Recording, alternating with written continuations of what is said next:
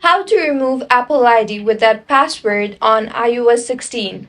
Hello everyone, I am Bishakha and welcome to our channel Create, Login and Delete. Let's get right into the tutorial and open your preferred browser, and in the search bar search for appleid.apple.com.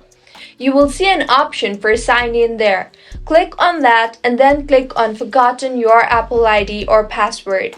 Now, in this interface, enter your Apple ID and then enter the characters in the image and click on Continue. Now, you will be led to a confirmation page where you are supposed to add your phone number. It does not matter if you still have the phone number or not because you are not going to receive any code or anything.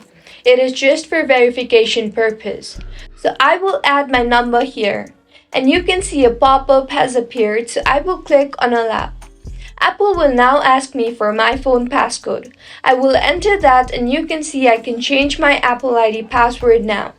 If you find this tutorial helpful, do subscribe to our channel. Thank you for staying with us until the end.